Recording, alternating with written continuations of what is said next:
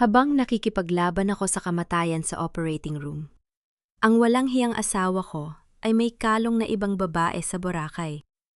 Ako duguang nag-iisa, sila nakahiga sa karangyaan. Huwag mo akong istorbohin, ang huling saksak niya bago bawiin ang aking karapatan. Ngunit nagkamali sila dahil ang makapangyarihang pamilya Villarreal ay narito na. Tapos na ang pagluha. Oras na para sumingil. Paano guguho ang kanilang mundo sa laro ng karma? Habang nakahiga ako sa malamig na operating table ng isang pampublikong ospital sa Maynila, pakiramdam ko ay unti-unti akong nilalamon ng kadiliman. Ang anesthesia ay nagsisimulang gumapang sa aking mga binti. Ginagawa silang parang bato na walang pakiramdam. Ngunit ang totoong nagpapatigas sa aking buong katawan ay hindi ang gamot, kundi el matinding lamig na nagbubuhat sa aking puso. Mag-isa ako. Walang pamilya, walang kaibigan, at higit sa lahat, walang asawa sa tabi ko habang nakikipaglaban ako para sa buhay ng aking unang anak, 2 taon. Iyan ang tagal ng aming pagsasama ni Nico Sarmiento. Binitawan ko ang lahat para sa kanya.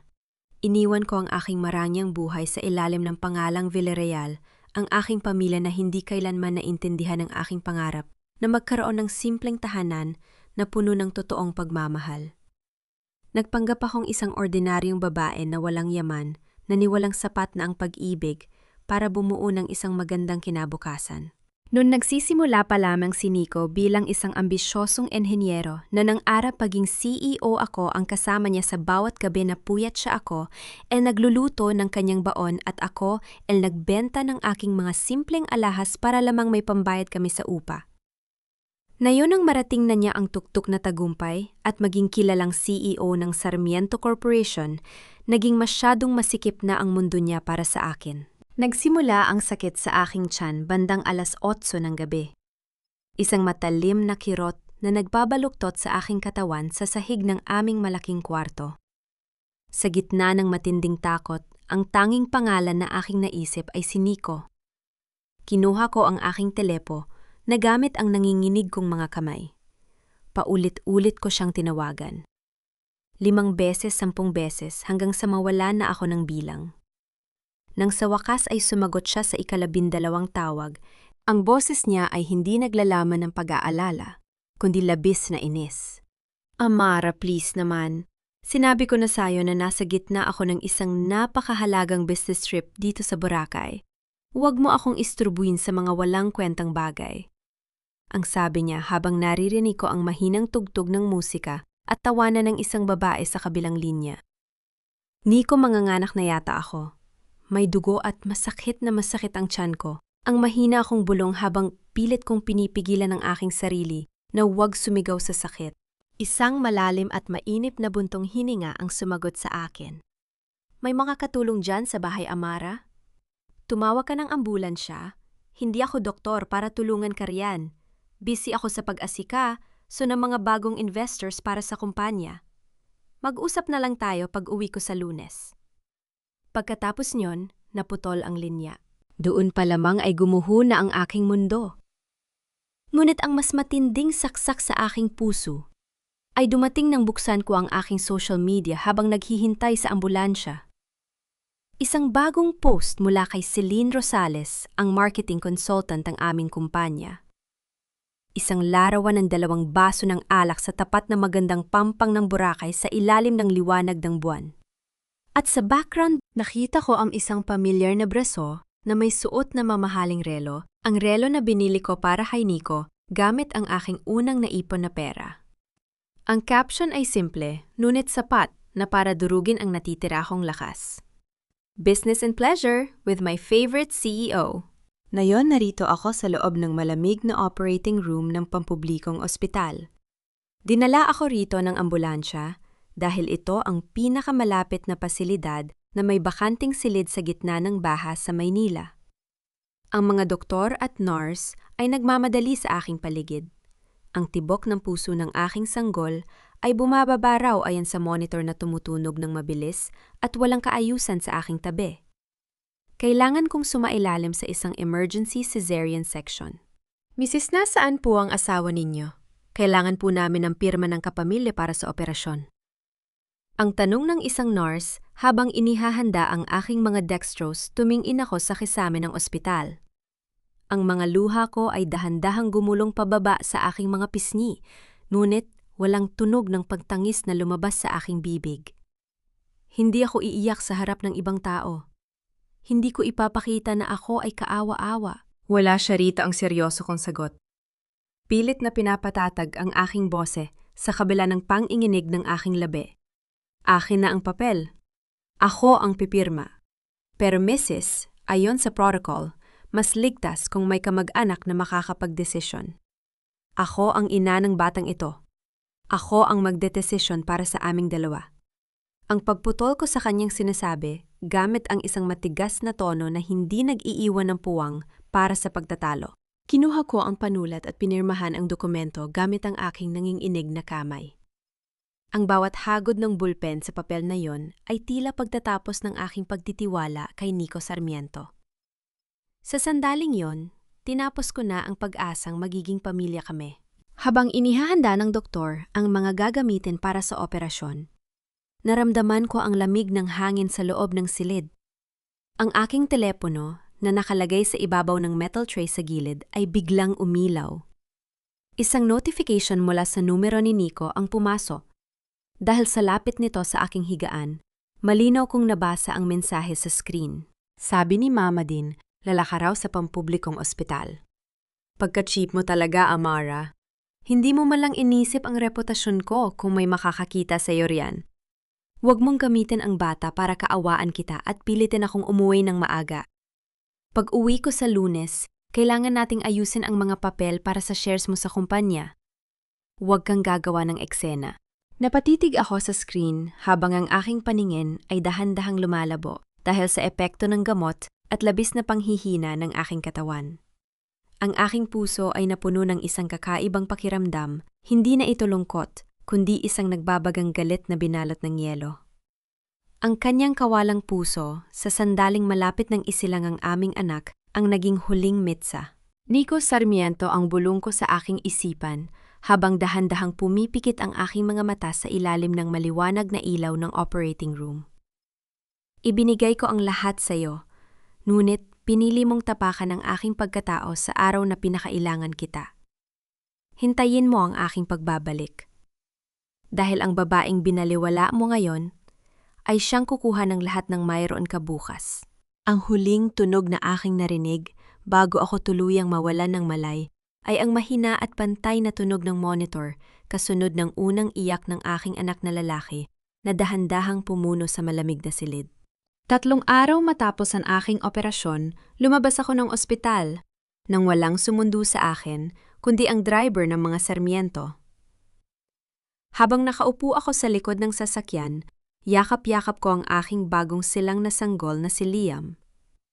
Ang init ng kanyang maliit na katawan, ang tanging nagbibigay sa akin ng lakas para tiisin el hapdi ng aking tahi sa tuwing dumadaan ang sasakyan sa mga bako-bakong daan ng Maynila. Ang bawat kirot ay tila paalala ng aking kahinaan, ngunit sa tuwing titingnan ko ang mukha ng aking anak, napapalitan ito ng isang matigas na determinasyon. Pagdating ko sa mansyon ng mga Sarmiento sa Makati, sinalubong ako ng nakabibanging katahimikan. Walang mga lobo, walang masayang pagbati, at walang maayos na kwartong inihanda para sa aking anak. Natagpuan ko si Doña Pilar na nakaupo sa gitna ng sala habang humihigot ng tsaa, habang si Nico naman ay nakatayo sa tapat ng malaking bintana, abala sa kanyang telpono. Nang pumasok ako na may bitbit na maliit na bag ng sanggol, bahagya lamang lumingon si Nico. Walang yakap, walang halik, at walang kahit isang tanong kung kumusta ang aking panganganap. Tiningnan lang niya si Liam ng ilang segundo bago ibinalik ang tingin sa kanyang screen. You look terrible, Amara. Ang unang salita ni Doña Pilar puno na matinding panghuhusga ang kanyang boses, habang nakatingin sa aking maputlang muka at simpleng suot. At bakit sa pampublikong ospital mo pa naisip ang mga anak? Alam mo bang nagtanong ang mga kaibigan ko sa club kung bakit ang asawa ng isang CEO ng Sarmiento Corporation ay nakaratay sa ganong klaseng lugar? Sinira mo ang reputasyon ng pamilya natin. Huminga ako nang malalim pinipigilan ang aking sarili na magpakita ng kahit anong emosyon sa harap nila. Iyon ang pinakamalapit na ospital at nanganganib ang buhay ng anak ko. Ang seryoso kong sagot habang dahan-dahang nauupo sa gilid ng solong sofa, maingat na iniiwas ang mabanat ang aking bagong tahi. Lumapit si Nico at walang pasubaling inilapag ang isang makapal na folder sa mesa sa harap ko. Kasunod nito ay ang kanyang mamahaling panulat na kulay itim, ang panulat na naging simbolo ng kanyang tagumpay bilang isang CEO. Let's not waste time, Amara. Ang sabi ni Nico, walang kahit anong init o pagmamahal ang kanyang boses. This is a waiver and transfer of rights. Kailangan mo pirmahan ito para i-release ang lahat ng conjugal claims mo sa mga shares ng Sarmiento Corporation. We are doing a major restructuring para sa mga bagong investors at hindi pwedeng nakasabit ang pangalan mo sa mga dokumento ng kumpanya. Restructuring ang mahina kong tanong habang nakatitig sa makapal na papel. Nico, kapapangan ako pa lang? Ito ba talaga ang unang bagay na gusto mong pag-usapan natin pagka-uwi ko? Huwag kang madrama, Amara. Ang paghadlang ni Doña Pilar kasabay ng pagbaba ng kanyang tasa na lumika ng isang matalim na tunog sa ibabaw ng salaming mesa. You don't know anything about business. Isa ka lang namang simpleng may bahay na walang yaman o koneksyon na dinala sa pamilyang ito. Hindi mo deserve na magkaroon ng boses sa pamamahala ng kumpanya ng anak ko. Be grateful dahil binibigyan ka pa rin namin ng matitirhan dito. Yumuko si Nico, ipinatong ang kanyang mga kamay sa kanyang mga tuhod habang nakatingin ng diretso sa aking mga mata. Ang kanyang bango ay pamilyar, ngunit ang kanyang pagkatao ay naging ganap ng estranger sa akin. Para rin ito sa bata, Amara. Kung malalagay sa panganib ang kumpanya dahil sa mga isyung legal ng kasal natin, paano ko mapapakain ang anak mo? Pipirmahan mo lang ito at sisiguraduhin kong hindi kayo magugutom. Tiningnan ko si Nico ng matagal. Ito ang lalaking pinaglaanan ko ng aking mga pangarap. Ang lalaking pinaniwalaan ko magtatanggol sa akin. Ngayon, nakikita ko lamang ang isang taong puno ng kasakiman at takot na mawala ng kapangyarihan. Hindi ako sumigaw. Hindi ko itinapon ang mga papel sa mukha nila. Nanatili akong tuwid ang likod, yakap si Liam na mahimbing na natutulog sa aking dibdib. Paano kung sabihin kong ayokong pumirma? Ang mahinahon kong tanong. Nagbago ang muka ni Doña Pilar. Ang kanyang mapagkunwaring ngiti ay napalitan ng isang mapanganib na titig. Tumayo siya at dahan-dahang lumapit sa akin bago yumuko para tingnan ang aking anak. Kung hindi ka pipirma, Amara, madali lang para sa amin na patunay ang hindi ka karapat-padat na maging ina. Ang bulong ni Doña Pilar, ang kanyang boses ay tila kamandag na unti-unting pumapasok sa aking sistema. May mga kaibigan kaming mga doktor na pwedeng magpatunay na ikaw ay dumaranas ng matinding depresyon at hindi ligtas para sa bata. Kukunin namin si Liam. Palalabasin ka namin sa mansyong ito na walang kahit isang kusing at hinding-hindi mo na muling makikita ang anak mo. Kaya pumili ka ang pirma mo o ang anak mo? Napatitig ako sa itim na panulat na nasa ibabaw ng mesa. Ang aking kamay ay dahan-dahang sumikip sa pagkakahawak sa talot ng aking anak. Dahan-dahan kong inabot ang itim na panulat sa ibabaw ng mesa. Ang aking puso ay nanginginig sa galit, ngunit ang aking isip ay nanatiling malinaw at malamig. Alam kong sa pagkakataong ito, kung lalaban ako, nang walang sapat na sandata gagamitin nila ang kanilang kapangyarihan at pera para ilayo sa akin ang aking anak. Hindi ko hahayaang mangyari yon. Kakailanganin kong sumayaw sa kanilang laro pansamantala upang mailigtas ko si Liam mula sa mapanganib na pamamahay na ito. Tiningnan ko si Nico nang diretso sa kanyang mga mata habang milalagdaan ko ang aking pangalan sa huling pahina ng dokumento. Walang kahit isang patak ng luha ang lumabas sa aking mga mata. Ang bawat titik ng aking pirma ay tila isang sumpa na aking binibitawan laban sa kanila. Ayon, pirmahan na! Ang malamig kong sabi sabay bitaw sa panulat na dahan-dahang gumulong sa ibabaw ng mesa. Sana ay mabusok kayo sa mga shares na yan. Isang malawak na ngiti ang sumilay sa mukha ni Doña Pilar. Agad niyang kinuha ang folder na tila babakakuha siya ng isang mamahaling regalo. Mabuti naman at natahahan ka, Amara. Ito ang tamang desisyon para sa isang tulad mo na walang kayang iambag sa pamilyang ito. Si Nico naman ay tila nakaramdam ng kaunting hiya sa aking malamig na titig, kaya umiwas siya ng tingin at ibinalik ang kanyang atensyon sa kanyang telep. Salamat, Amara. Sisiguraduhin kong hindi kayo magkukulang ng anak mo rito sa mansyon. Hindi ko na pinakinggan ang kanilang mga kasinungalingan. Binuhat ko si Liam at umakyat sa aming kwarto. Nang sumapit ang hating gabi habang ang buong mansyon ay nababalot na ng katahimikan. Kinuha ko ang aking lumang telepono na nakatago sa ilalim ng aking mga lumang damit sa cabinet. Isang numero na 7 taon kong hindi tinatawagan ng aking pinindot gamit ang nanginginig kong mga daliri. Pagkatapos ng ilang segundong paghihintay, isang barito ng boses ng isang matandang lalaki ang sumagot sa kabilang linya. Ang boses na nagbubuhat sa aking nakaraan, ang boses ng aking lolo si Don Gustavo Villarreal. Lolo, si Amara po ito. Ang mahinakong sabi pilit na pinipigilan ng aking sarili na huwag maiyak. May ilang segundong katahimikan sa kabilang linya. Bago sumagot ang matanda, ang kanyang boses ay may halong gulat at labis na pag-aalala. Amara, apo ko, nasaan ka? Matagal ka naming hinahanap ng pamilya mo.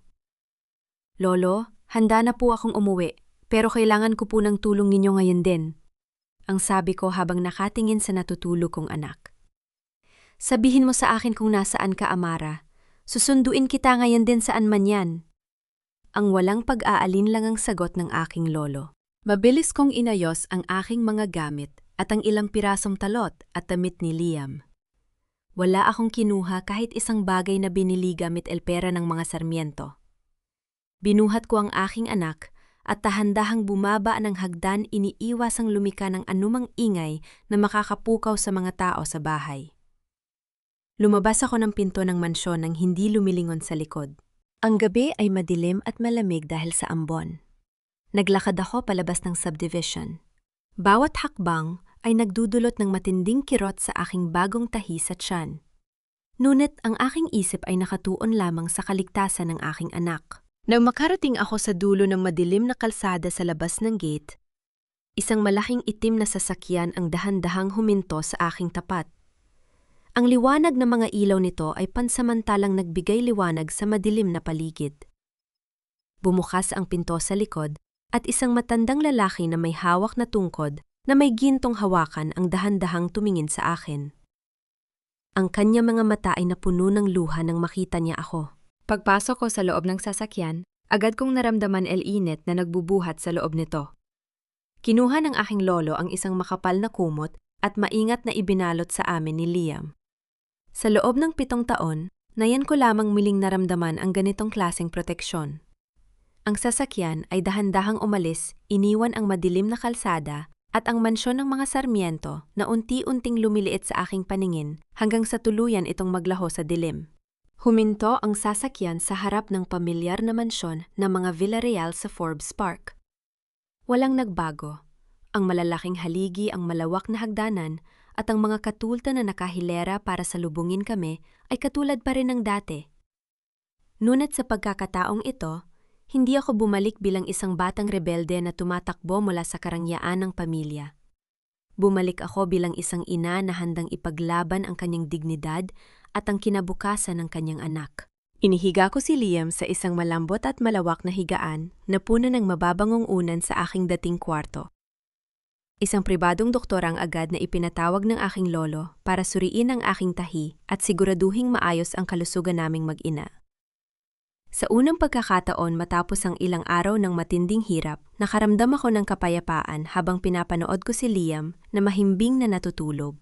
Lumapit sa akin si Don Gustavo at dahan-dahang hinawakan ang aking kamay. Ang kanyang mga mata ay puno ng emosyon. Amara, apo ko, hayaan mong ang pamilya naman ang mag-alaga sa iyo ngayon. Walang sinuman ang makakasakit sa inyo rito sa loob ng pamamahay na ito. Ngumiti ako ng bahagya. Ngunit ang aking mga mata ay nanatiling seryoso. Salamat, Lolo, pero hindi ako narito para magtago lang. Gusto kong bawiin ang lahat ng kinuha nila sa akin. Gusto kong ipakita sa kanila kung sino ang totoong binaliwala at tinapakan nila. Tumango si Don Gustavo, isang pamilyar na ngiti ng pagmamalaki ang sumilay sa kanyang muka. Yan ang isang tunay na Villarreal. Sabihin mo lang kung ano ang kailangan mo at ibibigay ko sa iyo ang lahat ng kapangyarihan ng ating pamilya. Kinabukasan hinarap ko si Attorney Miguel, ang pinagkakatiwalaang abogado ng aming pamilya, sa loob ng 3 dekada. Sa harap ng malawak na mesa sa library, inilatag niya ang mga dokumento na naglalaman ng mga impormasyon tungkol sa pananalapi ng Sarmiento Corporation. Amara, totoo ang hinala mo. Ang panimula ni Attorney Miguel habang inaayos ang kanyang salamin. Ang Sarmiento Corporation ay mukhang matatag sa labas dahil sa mga publisidad ni Nico, ngunit sa loob ay unti-unti na silang nagiging walang laman. Si Nico ay gumawa ng ilang maling desisyon sa pamumuhunan na nagdulot ng malaking kakulangan sa pondo ng kumpanya. Ngunit hindi lang iyon ang problema. Ang pagpapatuloy ni Attorney Miguel sabay abot sa akin ng isang dokumento na naglalaman ng mga bank transfers. May nakita kaming kakaibang agos ng pera. Sa loob ng nakalipas na 2 taon may milyong-milyong piso ang regular na inililipat mula sa Sarmiento Corporation patungo sa isang hindi kilalang shell company na naggangalang PS Investment Holdings. Tiningnan ko ang pangalan ng kumpanya. PS Investment Holdings. Ang aking mga daliri ay dahan-dahang humigpit sa papel habang naaalala ko ang mga mamahaling alahas at designer bags na madalas na ipinagmamayabang ni Doña Pilar sa kanyang mga kaibigan, habang ako ay pinagkakaitan niya kahit ng pambili ng gatas para kay Liam. Attorney Miguel, ang sabi ko habang ang aking boses ay naging malamig. Alam ko kung sino ang nagmamay-ari ng PS Holdings na ito. At ito ang magiging mitsa ng kanilang pagbagsak. Habang ligtas at tahimik ang buhay namin ni Liam sa loob ng mansyon ng mga Villarreal, sa Forbes Park ang Sarmiento Corporation naman ay patuloy sa kanilang palabas para sa publiko. Nabalitaan ko mula sa aking mga impormante sa loob ng kumpanya na nagdaos si Nico ng isang marangyang selebrasyon sa isang sikat na hotel sa Bonifacio Global City. Kasama niya si Celine Rosales na nakasuot ng mamahaling pulang damit, nakasabit sa kanyang braso na tila ba siya na ang bagong reyna ng buhay ni Nico. Inisip nila na dahil nakuha na nila ang aking pirma sa waiver, malaya na silang gawin ang lahat ng kanilang gusto nang walang hahadlang. Inisip ni Nico na ako ay isang talunang babae na umiiyak na yon sa isang madilim na sulok habang nagpapakain ng aming anak. Hindi niya alam na ang bawat galaw niya, bawat ngiti at bawat hakbang ay maingat kong binabantayan mula sa itaas. Ngunit sa likod ng marangyang selebrasyon na yon, may matinding takot na namumuo sa loob ng kanilang pamilya. Nalaman ni Attorney Miguel na si Doña Pilar ay nagkaroon ng napakalaking utang sa mga pribadong nagpapautang dahil sa kanyang mga maling desisyon sa kasino at mga pekeng pamumuhunan sa ibang bansa. Ang mga nagpapautang na ito ay hindi mga ordinaryong tao. Nagsisimula na silang magpadala ng mga banta sa kanyang personal na buhay. Desperado na siyang kumuha ng mas maraming pera mula sa kumpanya sa pamamagitan ng PS Investment Holdings. Ngunit ang kaba ng Sarmiento Corporation ay halos muring walang laman dahil sa mga nakaraang kapabayaan ni Nico sa pamumuhunan. Ito na ang tamang pagkakataon, Amara, ang sabi ni Attorney Miguel habang ipinapakita sa akin ang plano ng Key V Capital, ang aming sikretong investment fund. Naghahanap si Nico ng bagong mamumuhunan na magpapasok ng 50 milyong piso para maisalba ang kanyang kumpanya mula sa pagbagsak bago ang susunod na pulong ng mga shareholders. Gagamitin natin ang isang dummy corporation ng mga Villarreal para mag-alok sa kanya ng pondo. Pinayagan kong si Celine ang maging tulay ng aming plano.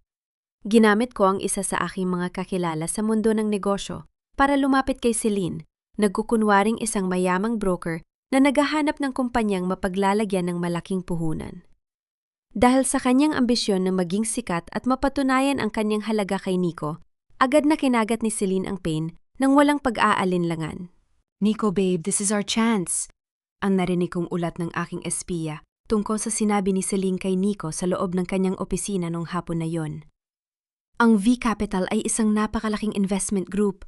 Kung pipirmahan mo ang kontratang ito ngayon, hindi mo na kailangan mamroblema sa mga utang ng kumpanya at masisiguro mo ang posisyon mo bilang CEO bago ang annual board meeting.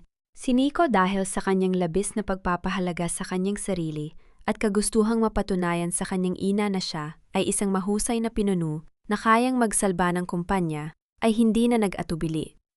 Hindi niya ipinabasa ang kontrata sa kanilang buong legal team dahil natatakot siyang maunahan ng ibang kumpanya sa malaking pondong ito.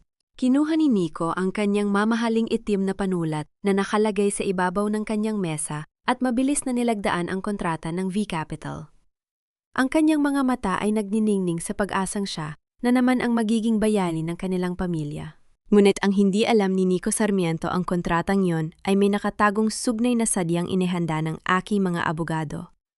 Isang sugnay na nagsasabing sa oras na mapatunayang may anomalya o pandaraya sa pananalapi ng kumpanya, ang V-Capital, ay may karapatang bawiin ang lahat ng kanilang pondo at kunin ang kontrol ng 51% ng mga shares ng Sarmiento Corporation bilang kabayaran sa pinsala.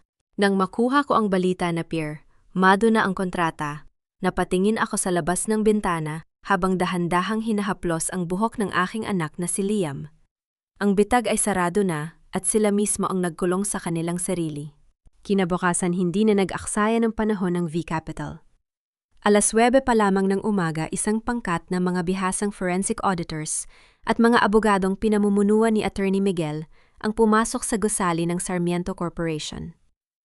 Hindi ito ordinaryong pagsusuri. Ito ay isang buong pagsisiyasat sa bawat sulok ng kanilang pananalapi na sadyang inihanda para sa kanila. Nagulat si Nico nang makita ang pangkat na pumasok sa kanyang kumpanya. Inasahan niya na ang pagsusuri ay magiging isang formalidad lamang bago ibigay sa kanya ang 50 milyong piso. Ngunit nang simulang i-lockdown ng mga auditor ang accounting office at hilingin ang lahat ng mga libro ng pananalapi mula sa nakalipas na 5 taon, nagsimula na siyang mabalisa. Ano ang ibig sabihin nito? Ang galit na tanong ni Nico kay Attorney Miguel sa loob ng kanyang opisina. Bakit kailangan ninyong pakialaman, maging ang mga lumang transaksyon namin? Hindi ba pwedeng ibigay muna ang pondo para maresolba ang mga agarang bayarin? Mr. Sarmiento, ayon sa kontratang pinirmahan mo, kahapon ang pag-release ng pondo ay nakasalalay sa malinis na resulta ng aming pagsisiyasat. Ang mahinahong sagot ni Attorney Miguel na may kasamang seryosong tingin. Kung ahadlangan mo kami maituturing itong breach of contract, may karapatan kaming bawiin ang kasunduan at idemanda ang Sarmiento Corporation para sa mga pinsala. Sa kalagitnaan ng kanilang pag-uusap, biglang pumasok si Doña Pilar sa opisina. Ang kanyang muka ay maputla at walang kahit anong bakas ng kanyang karaniwang kapangyarihan. Narinig niya ang balita tungkol sa pag-audit at agad na sumugod sa kumpanya upang pigilan ito. Nico, ano itong ginagawa mo? Ang sigaw ni Doña Pilar, ang kanyang boses ay nanginginig sa takot. Bakit mo hinahayaan ang mga estrangerong ito na pakialaman ang mga dokumento natin? Palayasin mo sila ngayon din. Mama, hindi ko sila pwedeng palayasin. Ang mahinang sagot ni Nico, habang hinahawakan ang kanyang ulo na tila ba sasabog na ito sa sakit. Pirmado na ang kontrata. Kung ititigil natin ito, babagsak ang kumpanya at hihilingin nila ang agarang kabayaran na wala tayong kakayahang ibigay. Sa sulok ng opisina nakatayo si Celine habang pinapanood ang mag-ina na nag-aaway. Hawak niya ang kanyang designer bag, ngunit sa pagkakataong ito, wala na ang kanyang karaniwang ngiti. Kaninang umaga lamang nang subukan niyang gamitin ang supplementary card na ibinigay ni Nico, ay muling tinanggihan ng bangko. Alam niya ang ibig sabihin ng pagpasok ng mga auditor sa isang kumpanya. Alam niyang malapit nang lumubog ang barko ni Nico Sarmiento at wala siyang balak na sumama sa paglubog nito. Nang lumabas sila sa lobby ng gusali, nasaksihan ko mula sa malayo ang matinding pag-aaway ni Nico at Celine. Bakit pa parang lumalayo ka na sa akin na yon, Celine? Ang galit na tanong ni Nico habang hinahawakan ang braso nito sa tapat ng parking lot. Ikaw ang nagtulak sa akin na pirmahan ang kontratang ito para sa pondo. Tapos ngayon, ayaw mo man lang akong tulungan na harapin ang mga auditor? Nico, bitawan mo nga ako. Ang malamig na sagot ni Celine, sabay bawi ng kanyang braso. Ako ay isang marketing consultant lamang. Hindi ko trabaho na ayusin ang mga kalat at problema ng pamilya mo. Kung may problema ang pananalapi ninyo, harapin mo mag-isa. Nakaupo ako sa likod ng aking sasakyan na may madilim na salamin. Ilang metro lamang ang layo mula sa kanila. Kitang-kita ko ang bawat detalye ng kanilang pag-aaway sa ilalim ng sikat ng araw. Walang kahit anong emosyon sa aking muka.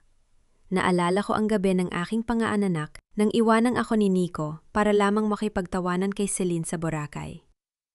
Ngayon, ang dalawang taong nagtaksil sa akin ay nagsisimula ng magkasakitan dahil sa kanilang sariling kasakiman. Biglang umilaw ang aking telepono sa aking kamay. Isang tawag mula kay Attorney Miguel.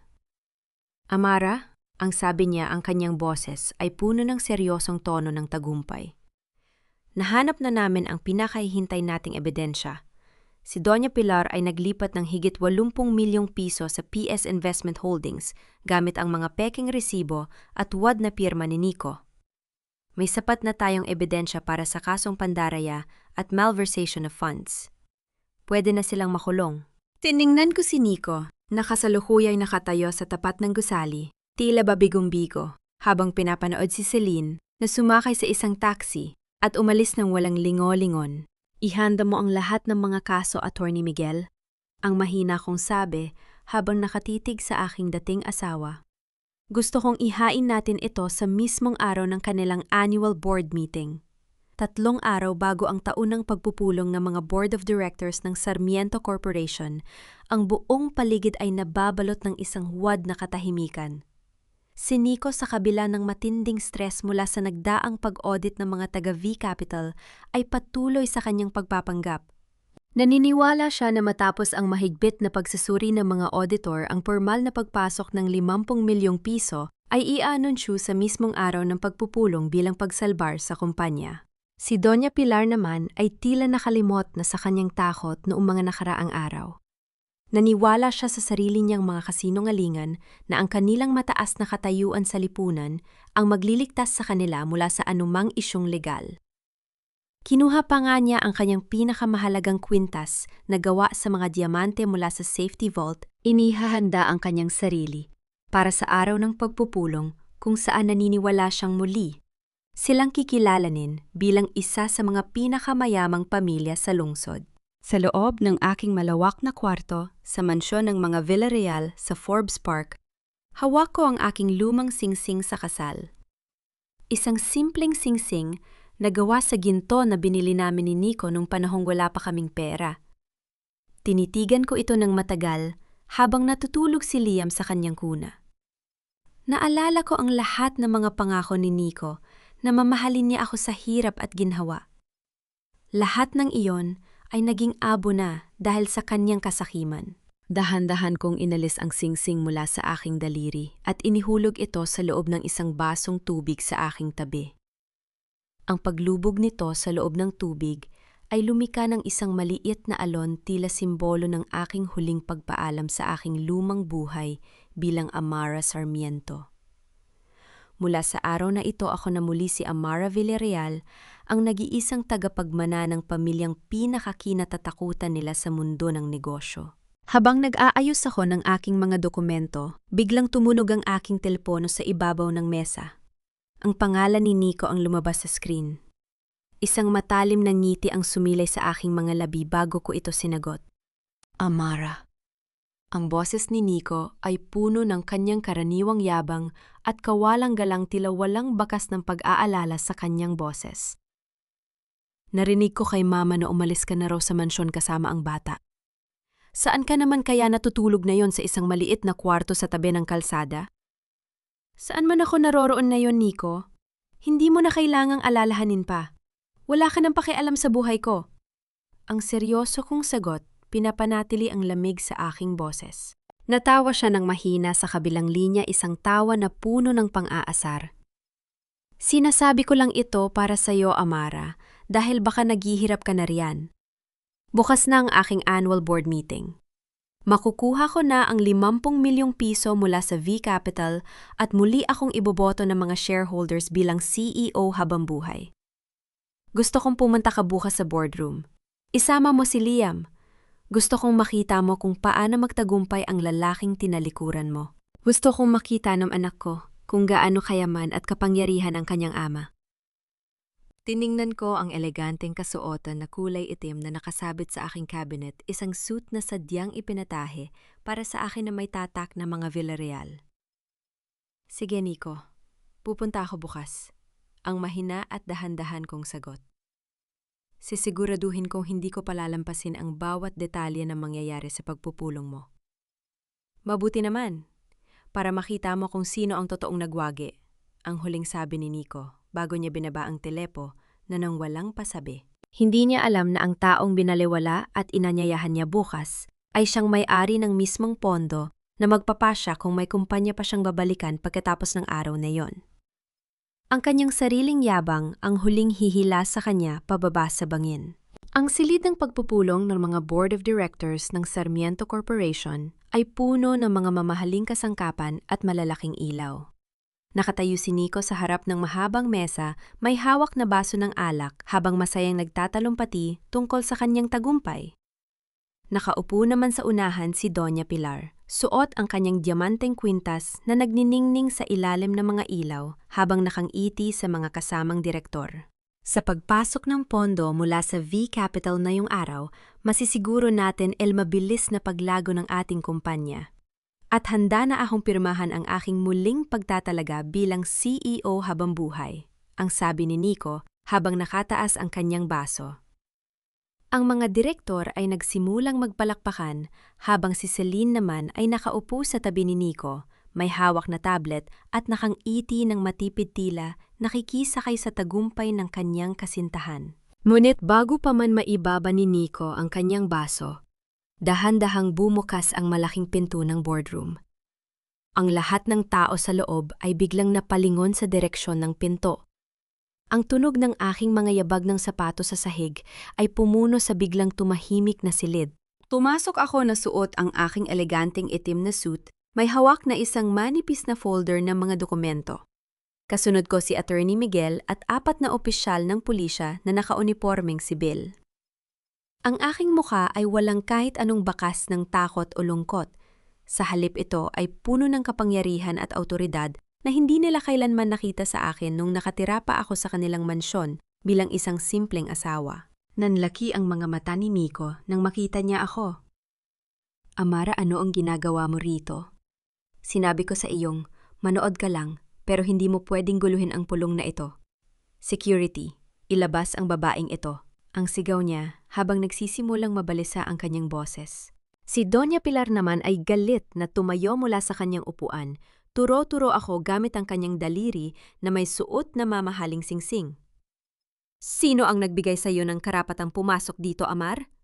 Wala kang kwentang may bahay na walang yaman. Lumayas ka rito bago kita ipakaladkad sa labas. Security, mangyaring manatili kayo sa inyong mga posisyon. Ang malamig na boses ni Attorney Miguel ang pumuno sa silid dahilan para mapatigil ang mga bantay na papalapit sa akin. Lumapit siya sa harap ng mesa at inilatag ang isang dokumento ng pagmamay-ari ng mga shares. Kami ay kumakatawan sa V Capital at sa Villarreal Group at nais naming ipabatid sa lahat na mula nung 8:00 ng umaga ang Villarreal Group na ang nagmamay-ari ng 51% ng mga shares ng Sarmiento Corporation pagkatapos naming bilhin ang lahat ng mga natitirang shares sa merkado. Ano Villarreal Group ang mahinang bulong ni Nico. Ang kanyang baso ay dahan-dahang nadulas mula sa kanyang nanginginig na kamay at bumagsak sa sahig. Ang tunog ng pagkabasag ng salamin sa sahig ay tila sumira sa huling pag-asa ng kanyang pamilya. Lumapit ako sa tapat ng mesa, nakatingin ng diretso sa aking dating asawa. Nico, sinabi mo sa akin na gusto mong makita ko kung gaano kakapangyarihan ngayon. Ngayong narito na ako, simulan na natin ang totoong pagpupulong, ang mahina kong sabi. Nungit sapat na para marinig ng bawat tao sa loob ng silid. Inabot ko kay Attorney Miguel ang folder. Mabilis na ipinamahagi ng kanyang mga kasamahan ang mga dokumento ng forensic audit sa lahat ng mga direktor ng kumpanya. Ayon sa resulta ng aming pagsisiyasat, may naganap na malaking pandaraya sa pananalapi ng kumpanya. Ang pagpapahayag ni Attorney Miguel sa harap ng lahat. Si Doña Pilar Sarmiento ay napatuna yung naglipat ng 80 milyong piso patungo sa isang shell company na nagngangalang PS Investment Holdings gamit ang mga pekeng dokumento. At ang lahat ng transaksyong ito ay may pirma at pag-apruba ng CEO, si Nico Sarmiento. Ang buong boardroom ay napuno ng ingay ng mga bulong-bulungan ng mga nagagalit na direktor at shareholders. Ang mga mukha ni Nico at Doña Pilar ay naging kasing putla ng papel. Hindi totoo yan, sinisiraan niyo lang kami. Ang hysterical na sigaw ni Doña Pilar habang pilit na hinahawakan ang kanyang kwintas na diamante na tila ba ito ang kanyang huling kalasag. Ngunit lumapit ang mga opisyal ng pulisya sa kanya, hawak ang mga legal na dokumento. Doña Pilar Sarmiento, meron kaming warrant of arrest para sa iyo sa kasong qualified theft at estafa. At Mr. Nico Sarmiento, kailangan mo ring sumama sa amin para sa karagdagang investigasyon. Tumingin si Nico sa kanyang tabi para humingi ng tulong kay Celine. Ngunit laking gulat niya nang makitang wala na ang kanyang kasintahan doon. Nakita ko si Celine na dahan-dahang lumabas sa likod ng pinto kanina, pabitbit ang kanyang bag. Tumatakbo palabas ng gusali upang iligtas ang kanyang sarili bago pa man siya madamay sa gulo. Napatingin si Nico sa akin, ang kanyang mga tuhod ay nanginginig sa takot at kahihiyan, habang ang mga pulis ay lumalapit sa kanyang tabi. Sa wakas na intindihan na niya ang lahat. Amara, ikaw si Amara Villarreal. Ang nang-inginig niyang tanong habang dahan-dahang inilalagay ng mga pulis ang metal na kongsotam sa mga kamay ng kanyang ina. Maraming bagay ang mabilis na nagbago matapos ang araw na iyon. Ang Sarmiento Corporation ay tuluyan ng napunta sa ilalim ng pamamahala ng Villarreal Group matapos naming gamitin ang default clause ng kontrata. Si Doña Pilar ay nanatili sa loob ng kulungan habang naghihintay ng kanyang sentensya para sa mga kasong qualified theft at estafa. Si Celine naman ay tuluyan ng nagtago matapos tangkaying ibenta ang mga ari-ariang binili ni Nico gamit el pondo ng kumpanya. Ngunit huli na ang lahat, dahil ang lahat ng ari-arian at bank accounts ni Nico ay pansamantalang ipinasara ng korte para sa investigasyon. Si Nico naman ay naiwang mag-isa baon sa napakaraming utang at nahaharap sa mga kasong sibil. Nawala ang kanyang kumpanya, ang kanyang mansyon, at magi ang mga taong inakala niyang mananatili sa kanyang tabi habang buhay.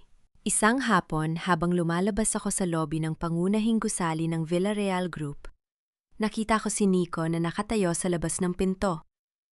Ang kanyang buhok ay gulo-gulo, ang kanyang suit ay kulubot, at ang kanyang mga mata ay puno ng labis na pagod at pagsisisi. Malayo na siya sa hambog na CEO na nakilala ko 2 taon na ang nakalilipas. Nang makita niya ako agad, siyang sumubok na lumapit, ngunit mabilis siyang hinarangan ng aking mga personal security guards. Amara, please, kahit 5 minuto lang pakinggan mo ako. Ang sigaw ni Nico, ang kanyang boses ay nanginginig at puno ng pagmamakaawa. Sinanyasan ko ang aking mga gwardiya na lumayo ng kaunti upang bigyan kami ng espasyo.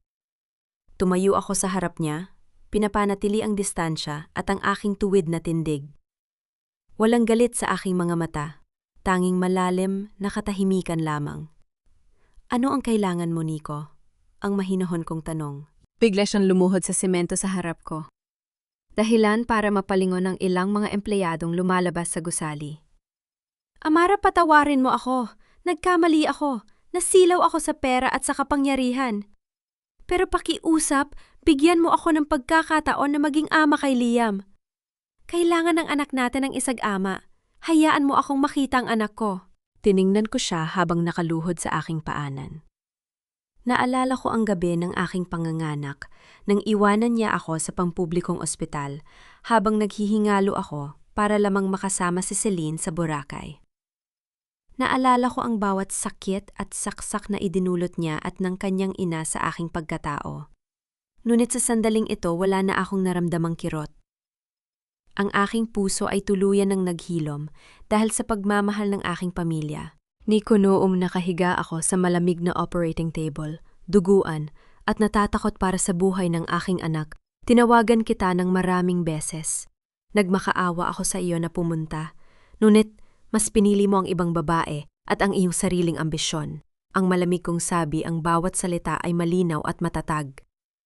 Sinabi mo sa akin na huwag kitang istorbohin sa mga walang kwentang bagay. Sa gabing yon natutunan ng anak ko na mabuhay ng walang ama. At mula sa araw na yon, Hinding-hindi na niya kakailanganin ng isang katulad mo. Amara, pakiusap. Huwag mong gawin sa akin ito. Ang hikbi ni Nico habang sinusubukan niyang hawakan ang aking sapatos.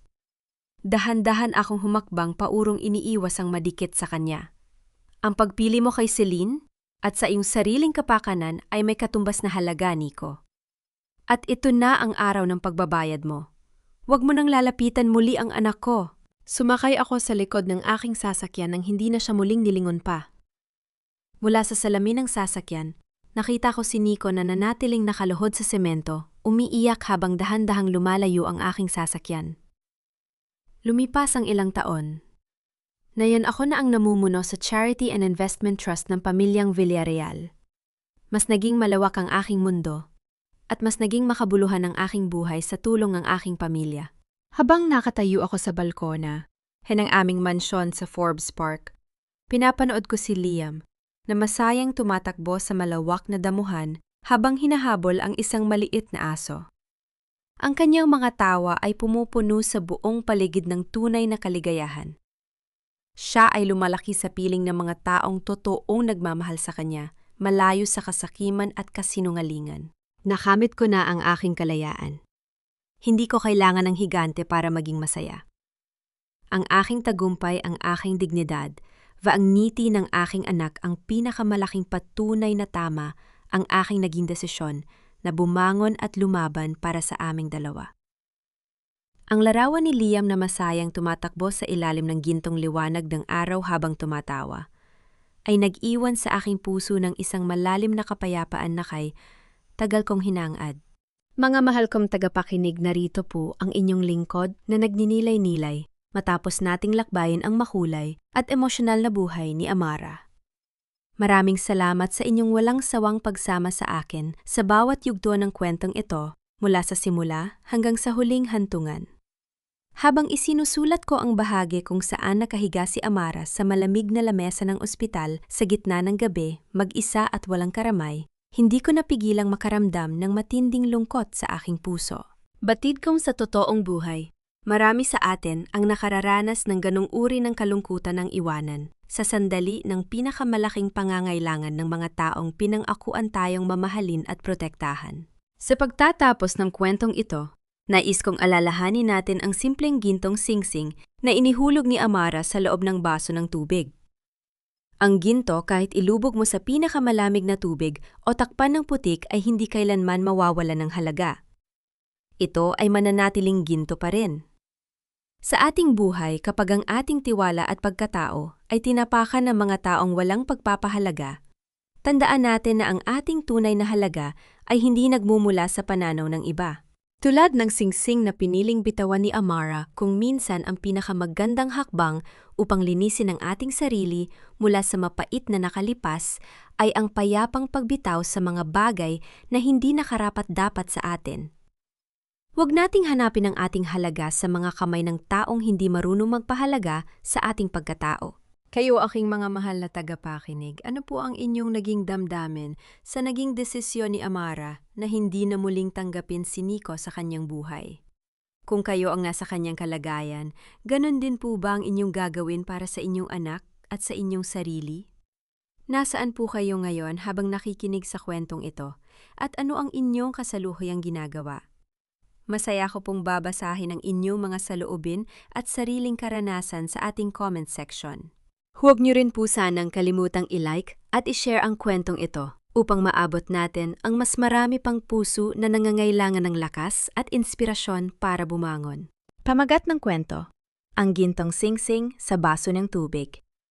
Ang kwentong ito ay isinulat hango sa inspirasyon ng mga totoong karanasan sa buhay, alay sa lahat ng mga nakaranas at kasalukuyang nararanasan ang katulad na pagsubok. Paalala, ang lahat ng mga tauhan at pangyayari sa kwentong ito ay katang-isip lamang at walang layuning magparbong o umatake sa sinumang tao.